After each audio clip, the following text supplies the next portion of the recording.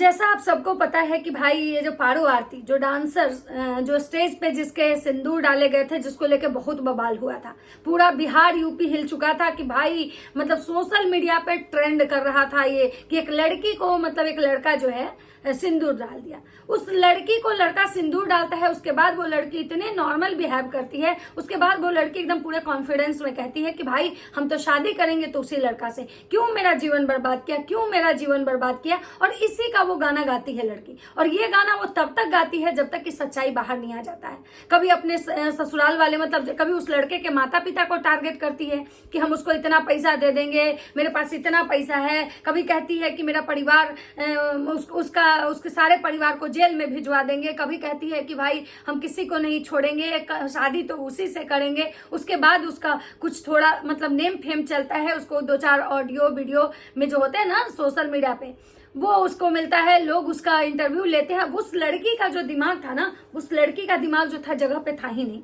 सबसे पहली बात कि जब उसका कोई लड़का सिंदूर डाला, सिंदूर डालने के बाद अगर कोई अचानक किसी लड़की के मांग में अगर कोई अननोन लड़का सिंदूर डाल देगा, वो लड़की पता है एकदम भौचक्की रह जाएगी। और वो लड़की वहां पे उसको ना रोए हुए मतलब क्या बोलते हैं इतने वो उसके रोए हुए ठिकाना नहीं रहेगा। लेकिन पहली बार ये जो लड़की को कोई लड़का सिंदूर डाला और ये लड़की वायरल हो रही है, और वायरल होने के बाद हर किसी को बहुत एकदम एटीट्यूड के साथ ये इंटरव्यू दे रही है।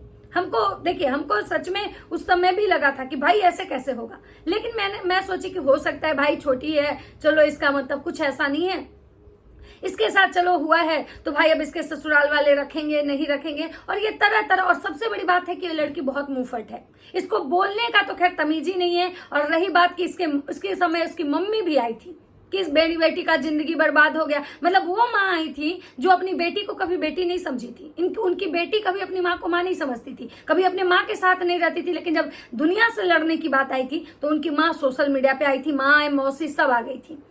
तो लेकिन इसीलिए कहा जाता है कि बुरे का ना जो नतीजा होता है ना हमेशा बुरा होता है। कभी आप किसी और के लिए जब गड्ढा खानेंगे ना, खोदेंगे, तो आप उस गड्ढे में एक दिन खुद गिर जाएंगे। और वही कहीं ना कहीं इस मैडम के साथ यानी कि पारो आरती के साथ हुआ। तो नमस्कार, कैसे हैं आप लोग? उम्मीद करें बहुत अच्छे होंगे, स्वस्थ होंगे, मस्त होंगे, अपने काम में व्यस्त होंगे। मैं प्रिया शर्मा और मैं अपने इस नए वीडियो में आप लोग का स्वागत करती हूँ। आशा करती हूँ जो लोग हमारे चैनल पे नए जुड़े हमारे चैनल को सब्सक्राइब करके जाएंगे, लाइक करेंगे, कमेंट करेंगे और मुझे बहुत सारा प्यार देंगे।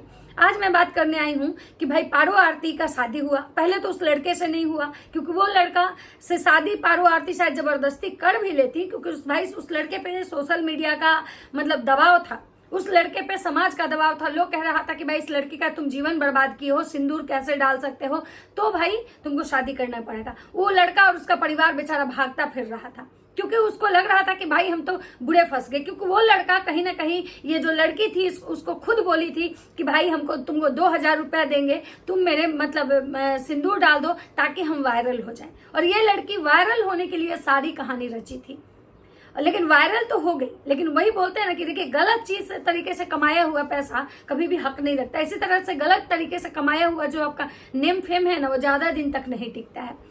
उसके बाद इनका जो पहले वाला जो बॉयफ्रेंड था, उसको लगा कि भाई ये तो हमारे साथ थी रिश्ते में, हमारे साथ इसका सब कुछ था और ये हमको कमा कमा के देती थी। आखिर एक मतलब डांसर है, स्टेज शो करती है, जो पैसे कमाती थी वो हमको देती थी। इससे मेरा घर परिवार चल रहा था, हम ऐश के जीवन जी रहे थे।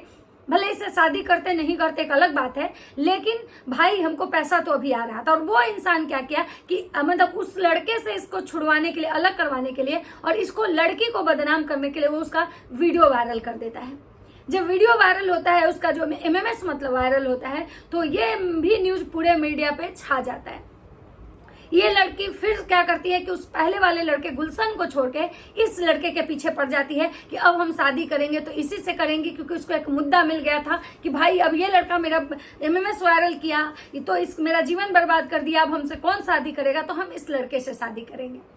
लेकिन आपको पता है ना, हम क्या बोले कि कर्मा घूम के आता है। आप गलत करेंगे ना तो आपको सही कभी नहीं मिलेगा, गलत करेंगे तो गलत ही मिलता है, चाहे किसी भी रूप में मिले। मैडम तो जबरदस्ती करके कोर्ट कचहरी थाना पुलिस करके शादी तो कर लेती है, लेकिन मैडम का जो शादी में फिर से क्या बवाल आया, तो मैडम कल गई थी शिवनंदन भारती, जो हाईकोर्ट के वकील हैं, बहुत जाने माने वकील हैं, उनका हमेशा मैंने चेहरा देखा है, मतलब फेमस वकील हैं।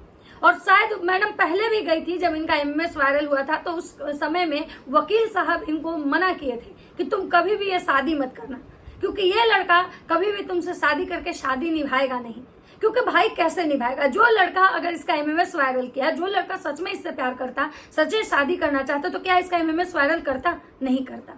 तो जो लड़का इसको बदनाम करने के लिए इसका एमएमएस वायरल करता है, जो लड़का इसको बदनाम करने में कोई कसर नहीं छोड़ता है, जो लड़का इसको मतलब कि धंधे वाली, कोठे वाली, पता नहीं क्या क्या नाम देके मतलब बुलाया, वो लड़का इसको शादी करके कैसे अपने इज्जत मतलब अपने घर में इज्जत से रखता? उस लड़के के माता पिता भी शादी के लिए कहीं एग्री नहीं थे। लेकिन जो मैडम हैं, जो पारो आरती जी हैं, बोले ना कि अपने आप को इतना बड़ा तिस्मार खान समझती हैं, इतने बड़ा ज्ञानी समझती है ना, कि इनको लगता है कि हमसे ज्यादा ज्ञान किसी के पास नहीं है और हम चाहें तो कितना भी पैसा कमा सकते हैं।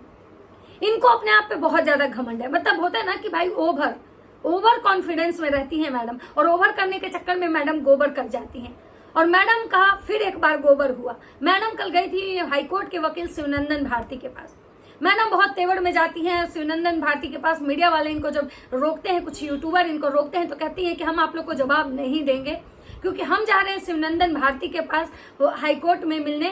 तो मीडिया वाले जब इनसे सवाल पूछते हैं कि आप उनके पास क्यों जा रही हैं, तो बोली कि भाई हमको हमारे जो लड़का था बिट्टू हमको छोड़ के चला गया है, और हमारा जो केस है वो पुलिस नहीं ले रही है, क्योंकि वो जो बिट्टू का जो बाप है वो उस पुलिस वाले को पैसा खिलवाए हुए हैं, इसीलिए हमारा मतलब जो है केस वो नहीं ले रहे हैं। और हमारे जो माता पिता है वो भी आज हमारा साथ नहीं दे रहे। सोचिए, कल जो माता पिता बेटी का ब्याह करवाने के लिए सामने आए थे, आज वो माता पिता भी साथ नहीं आ रहे।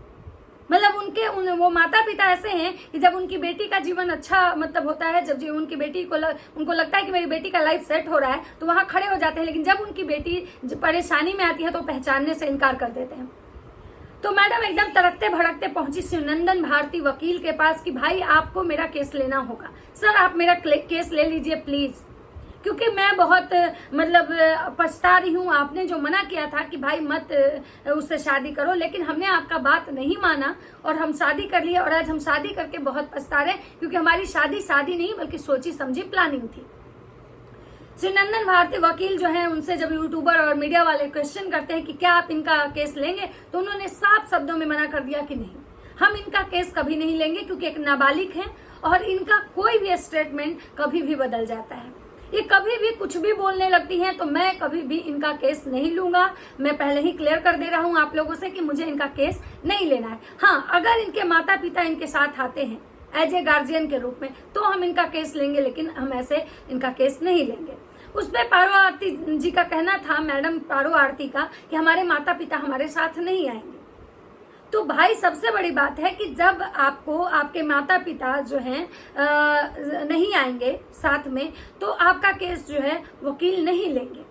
रही बात कि भाई वो उनका कहना है कि भाई वो वकील हैं, उनका काम ही है केस लड़ना। भाई वकील हैं, उनका काम है केस लड़ना, लेकिन वकील लोग भी इतना दिमाग जरूर रखते हैं कि कौन सा ऐसा केस है जो उनको लेना चाहिए, कौन सा केस सही है, जो क्योंकि केस लड़ना ही एक मूल मकसद नहीं होता है। केस के जरिए वो समाज को मैसेज देते हैं। जब वो केस जीतते हैं ना, तो समाज में उनका एक पद प्रतिष्ठा बनता है कि भाई ये बहुत अच्छे वकील हैं, ये जो भी केस अपने हाथ में लेते हैं ना उसको जीतते हैं। लेकिन उनका कहना था कि हम अगर इस तरह के लोगों का अगर केस लड़ते रहें, जो अपने गार्जियन का बात नहीं मानते हैं, जो कम उम्र में अपने से डिसीजन लेके भाग भूग के शादी कर लेते हैं, ऐसी लड़कियों का हम केस नहीं लेते हैं, क्योंकि कहीं ना कहीं ये समाज में गलत मैसेज जाएगा। कहीं ना कहीं इसमें हम समाज में हम दोषी माने जाएंगे, क्योंकि ऐसी लड़कियों का कोई भरोसा नहीं होता है। तो मैडम की वहां भारी भरकम बेइज्जती होती है। उसके बाद मैडम वहां से बाहर आ जाती है। उसके बाद जब मीडिया वाले उनसे सवाल करते हैं कि अब तो शिवनंदन भारती जो है आपका केस लेने से मना कर दिया, अब आप क्या करेंगी, तो इनका कहना है कि भाई वो मना कर दिए तो क्या हुआ, हम तब भी केस करेंगे, हम उसको और उसके परिवार को छोड़ेंगे नहीं, सबको मतलब कि जेल का हवा खिलाएंगे, उसकी माँ, उसके बाप और उस लड़के का। अब मैं इनको कहना चाहती हूँ कि सबसे बड़ी बात तो है कि गलती तो आपकी भी है। मतलब ये उस लड़के पे पॉक्सो एक्ट लगाने जा रही थी क्योंकि ये नाबालिग है। मतलब सबसे बड़ी बात है ना कि यहाँ पे लोग ना रिश्ते का मजाक बना दिया है कि जब रिश्ते में रहता है तो बहुत अच्छा लगता है, और जब रिश्ता टूटता है ना तो उस पर इतने एलिगेशन झूठ सच लगाता है, इतने एलिगेशन झूठ सच लगाता है, और उस रिश्ते को बदनाम करता है। उस रिश्ते से पीछा छुड़ाने के लिए पता नहीं इंसान क्या क्या कुछ कर जाता है। तो भाई ये मैडम का जो केस है वो शिवनंदन भारती जी नहीं लेंगे। अब आगे देखना होगा, क्योंकि मैडम कह रही है कि भाई आप उन लोग उनके कमेंट सेक्शन में जाके कमेंट कीजिए कि वो मेरा सपोर्ट करें।